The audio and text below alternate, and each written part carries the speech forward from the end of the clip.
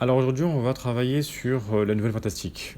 L'objectif de cet enregistrement vidéo est d'offrir des éléments essentiels à la compréhension des nouvelles fantastiques.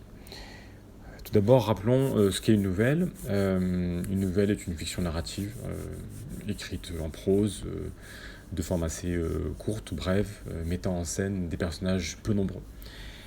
Dans une nouvelle, l'intrigue est simple, l'action peut être résumée en quelques phrases, l'intrigue est unique, rapide, réduite parfois à un épisode. Elle est construite pour mener sans écart à une fin le plus souvent inattendue, impressionnante.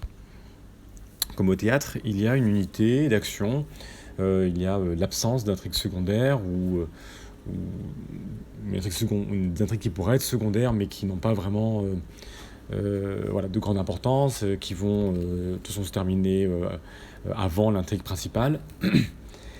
Encore comme au théâtre, il y a une unité de lieu aussi. L'espace étant souvent clos, il y a une unité de temps. Le temps est généralement court et la chronologie est assez précise.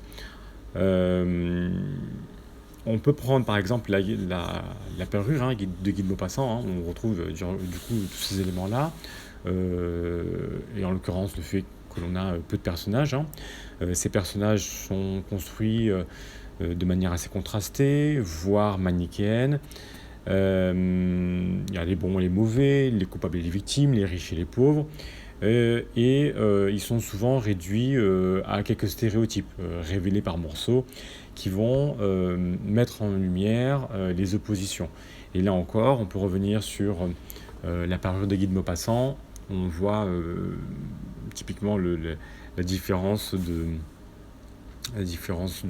caractère, de comportement entre Mathilde et son amie Jeanne. Cela contribue du coup tout ça contribue du coup à la dramatisation narrative. Gardons à l'esprit que la nouvelle n'invite pas le lecteur à s'installer dans la durée et elle privilégie les moments de crise. Donc voilà, ça c'était vraiment pour faire un rappel sur ce qu'est une nouvelle. Qu'elle soit fantastique, qu'elle soit réaliste, la nouvelle gardera toujours ces mêmes traits. En ce qui concerne le fantastique, il faut savoir qu'il désigne d'abord un genre registre qui se distingue du coup du récit réaliste et du conte merveilleux pour lequel vous trouverez des ressources disponibles en description.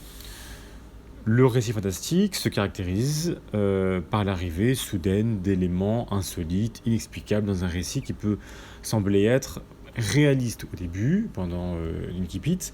Et ce récit fantastique fait ressortir les aspects étranges, inquiétants de la réalité, ou de phénomènes ressentis comme des manifestations du surnaturel, sans qu'il soit permis au lecteur de démêler le possible de l'impossible, le réel de l'irréel, le rationnel de l'irrationnel.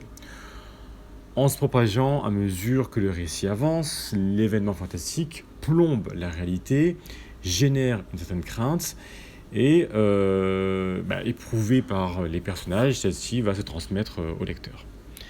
Ainsi, une nouvelle est de registre fantastique quand elle relate des éléments totalement bizarres, le plus souvent irrationnels, incompréhensibles, hors d'atteinte de la puissance humaine ou de l'explication rationnelle. Par exemple, ça peut se manifester par l'apparition de doubles, de spectres, de labyrinthes étranges, de rêves prémonitoires et bien d'autres choses encore. Alors, voyons à présent comment plus précisément se développe cette nouvelle fantastique.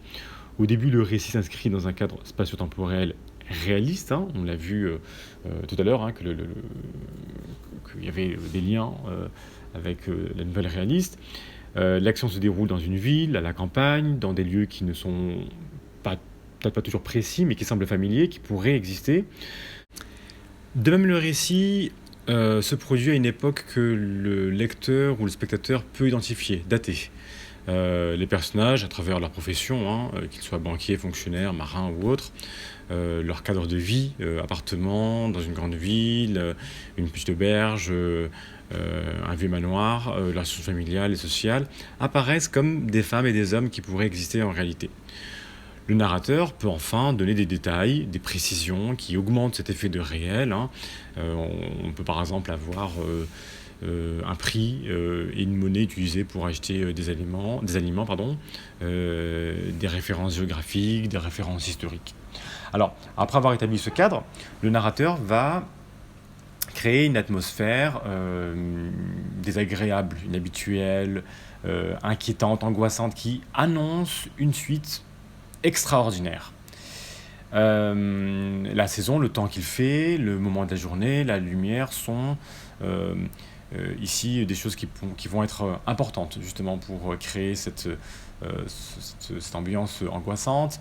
Le fait qu'un ou des personnages puissent agir de façon inattendue ou inexpliquée peut aussi être un des éléments.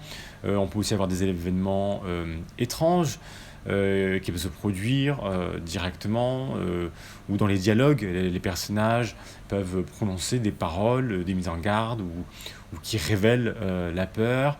Des signes naturels peuvent être interprétés bizarrement. Et ça va conduire à l'intrusion du surnaturel.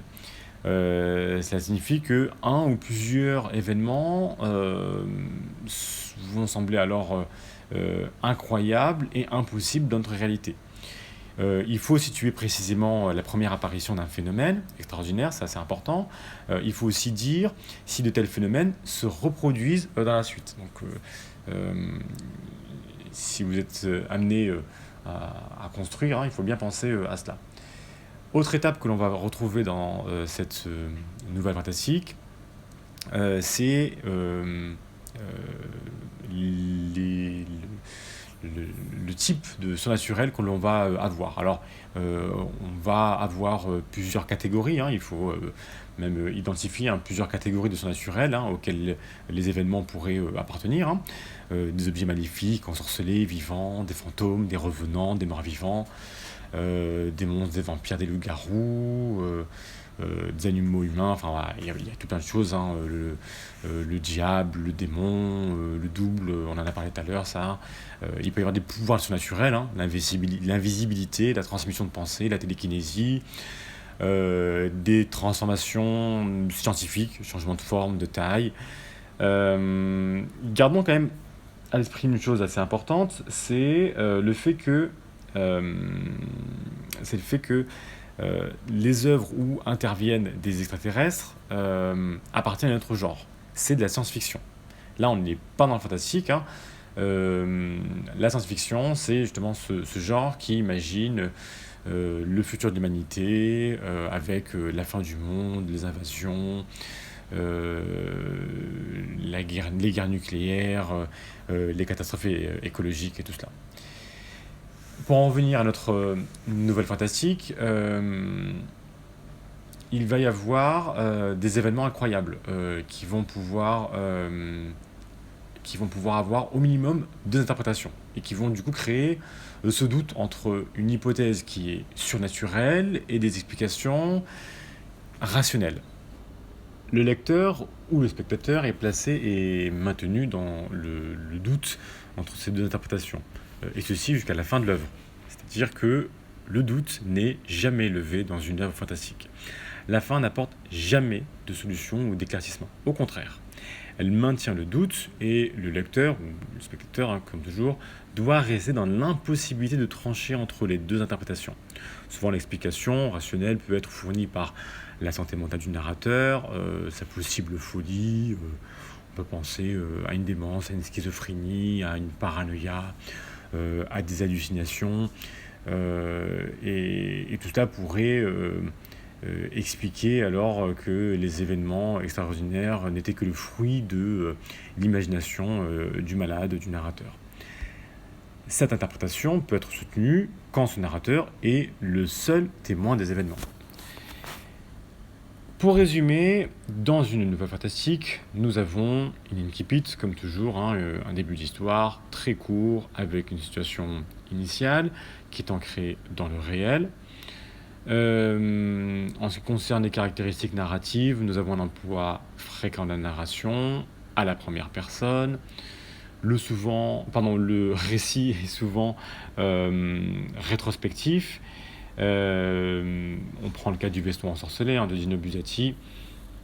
ou de la Vénus d'Île de Théophile Gautier, hein, qui sont de bons exemples à ce sujet. Euh, et enfin, elle, elle n'explique en général rien. Elle laisse le lecteur dans l'incertitude entre une explication rationnelle, comme on l'a dit tout à l'heure, hein, de ce qui s'est passé, et une hypothèse faisant appel au surnaturel, à l'irrationnel. Alors voilà, on arrive maintenant à la fin de cet enregistrement, hein. Si vous avez des doléances, si vous avez des souhaits à émettre concernant les thèmes que vous voulez me voir aborder dans les prochaines vidéos, voilà, faites-le savoir dans les commentaires. À très bientôt et merci pour votre écoute.